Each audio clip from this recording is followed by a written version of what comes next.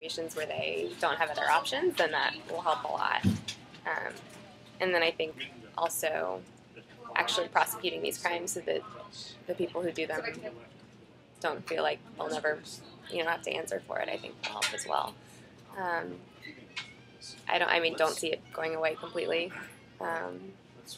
unless a lot of things really changed, but I do think that it can go down. I mean, it's slavery, and the transatlantic slave trade was ended for the most part, and this is a different kind, and I think it'll be a lot harder to end because it's not about just abolishing it. It is illegal pretty much everywhere. It's more about actually like enforcing it and stopping it where it's happening. So I think a lot of progress can be made, but I think it'll be a while before it's completely gone.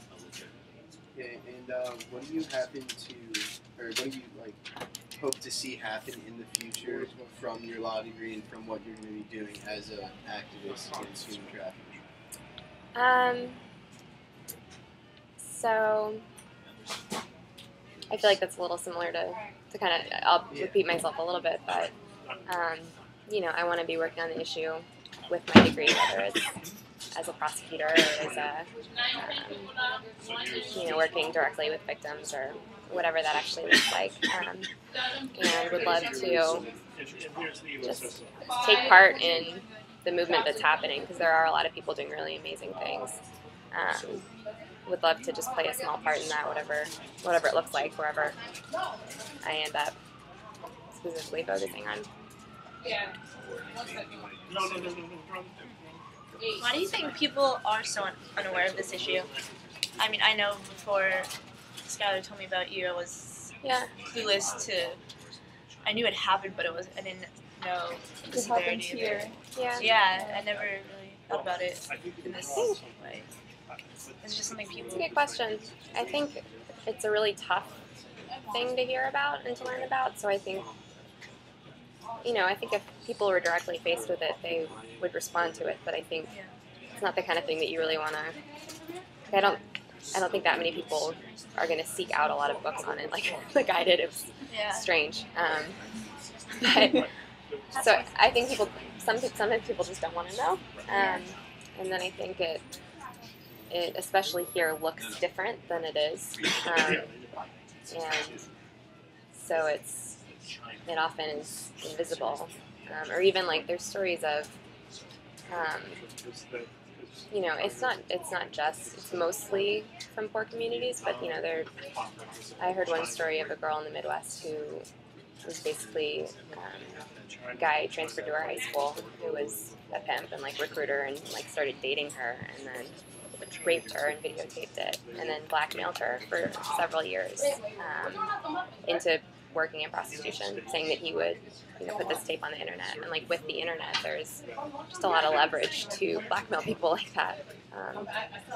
So that's a rarer situation, but that girl at her school, guarantee you nobody knew that was happening. He would come and pick her up at night and drive her to clients' houses, and no one in the community knew. So sometimes it's just completely secretive because it's there's a lot of shame surrounding it. The pimps was threatened. Yeah. So that's also. Yeah. There's a lot of violence and in some countries that are more of a shame culture, they will, they'll tell the girls you're ruined now, you aren't a virgin, you're impure, no one will want you, and so then they don't even feel like they're worth seeking out help. And here, do they ever kill themselves as a result? Yeah, absolutely. So I think it's when working with people who've been through it, really helping to reprogram that, this isn't, and then here often they will feel like it's their fault because they have made choices along the way, and it's not like they're being held in chains, but they feel like they're the ones doing it, and it's a mixture of choices and then things that are kind of being done to you, and not their fault because they're either being severely manipulated or don't have other options, but they often will feel guilty and like, I'm doing this to myself and I'm not going to complain about it or, you know. It surprises me about how it happens in the U.S. I mean, I know in history class we talk a lot about America's progression or progress, and it's like, I mean, this along with many other issues,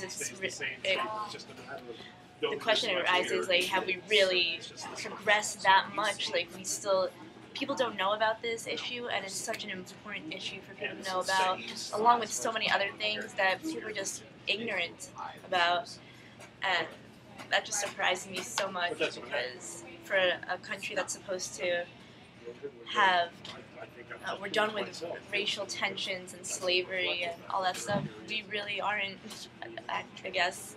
No. So that's saddening. It's sad. What do you think is the biggest or the most common that you've seen here? And like, as you say, like of course, like the pimp coming in, that's a rare. What do you think is the most that is really large that we kind of is the biggest that we're casting a blind eye to? I mean, I think probably. Guys, I'm sorry. We're closing now. Oh, okay. I think probably just runaways being like it's often people who don't have people who are going to come check up on them or look after them. Like, you know, like when I went to Cambodia.